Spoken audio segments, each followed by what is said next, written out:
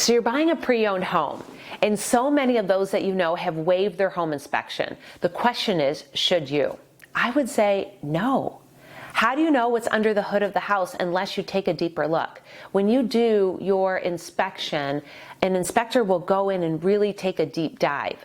When you first see the house, you're looking at the pretty floors and the color palettes on the walls, and you're seeing the stuff that's on the surface.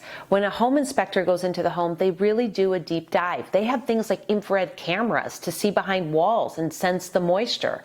They have drones to go into crawl spaces, drones for the roofs. They look in the attic for molds.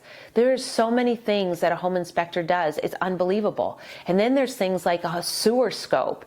And if you have a well or a septic, they're doing those inspections too. So you don't know what things are in the drains and different issues that arise. When you do your walkthrough with your real estate agent, you spend what, 30 minutes in the home, an hour at most?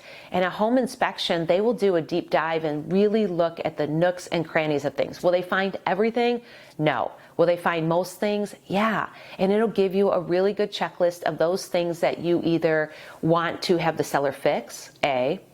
B, you want cash from the sellers and want to do it yourself. C, you decide that it's no big deal and you'll take care of it after you own the house. Or D, these things are so big and so immense that you can't imagine doing it and you'd rather walk away from the house, get your earnest money deposit back, and go look for another house. That's the importance of a home inspection. It really gives you the opportunity to do a deep dive to that house and see what's under the hood for sure. And I recommend that you're at the home inspection whenever possible, because they will give you a checklist and then they'll show you things. Like, I learned that it's important to drain my hot water tank and how to do it once a year to clean out the sediments. Who knew? And so I wouldn't have discovered that if I hadn't been at my home inspection, watching the inspector work and have him show me some mold spores and different things that I needed to be on the lookout for. So it's a really good learning experience, especially if you're going to be a first-time home buyer or even a repeat home buyer and you're buying your house of your dreams. It's best to really see what's going on in that house. Even if it's just a pass-fail inspection, even if you don't have the ability to ask the sellers to fix things or come down in the sale price or give you money back.